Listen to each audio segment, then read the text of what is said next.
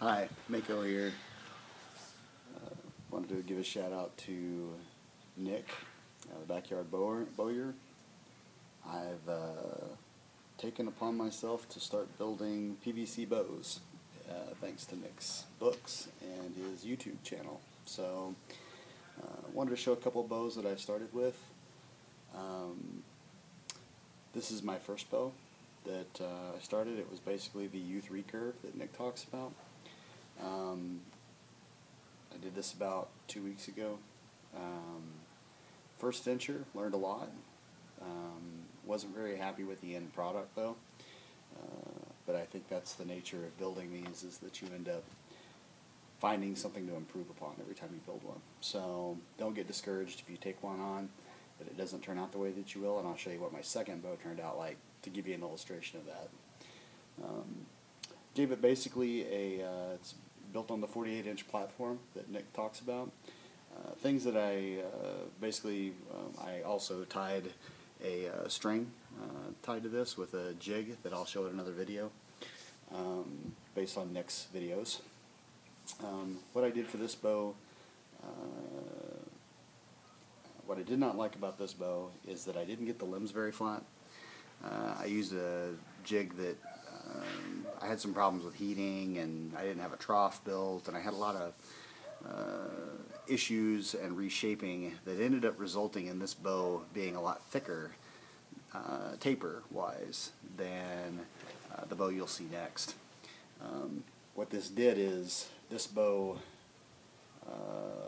stacks. This is a very heavy bow.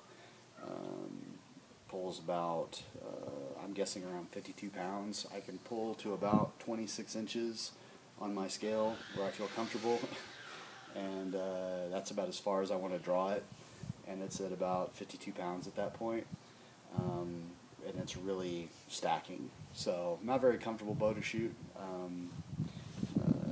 Beyond that, it's not center shot in any degree. The handle didn't get smashed near as much as I like, so it's just not a very pleasant bow to shoot. Wrap the handle with paracord. It's pretty fast though. I've got a chronograph. I'll show some videos later once I get more consistent in my form. But this bow, I've clocked it up to 166 feet per second. So pretty fast, but not a very pleasant bow to shoot. So that's my first venture. Basically gave a Krylon paint job and very basic knocks, if you can tell, just some pen knocks on this one. My second bow, I'm much more proud of. This is one of my own design, or at least I should never say that. Nick's behind all of them, but one that I kind of made some changes on my own. Things that I didn't like about the other bow. The grip was not having center shot. Made it unpleasant to shoot. It also stacked more. So I ended up building this off of a longer platform.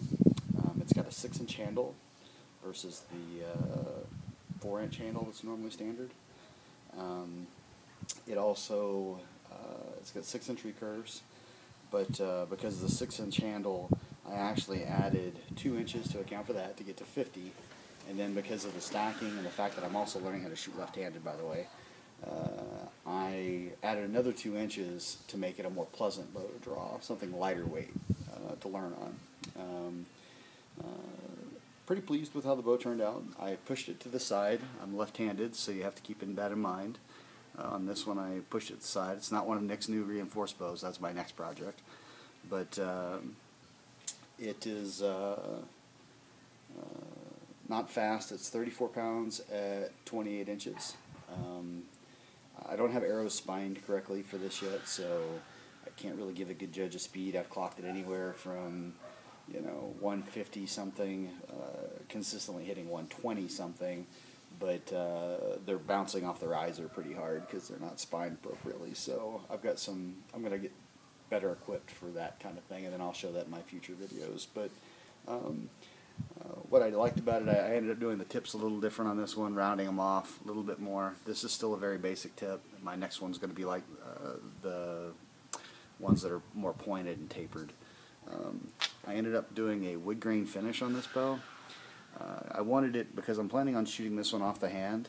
I wanted to make this kind of a what I'd call old stick bow, and I ended up using some walnut stain and put about 2 coats of walnut stain across it, and then I put 3 coats of brush-on varnish on the bow, and it really looks like a I can't tell how the video looks, but it looks very much like wood.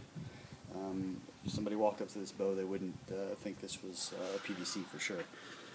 I used a patch on this portion right here. I also didn't like the Velcro being so thick, but this is like a Cordova patch, something very heavy duty, and hot melted that on to give some protection. You can see where the arrows have been bouncing off the side here, so I'm not going to shoot this much more until I get a little bit better spined arrow.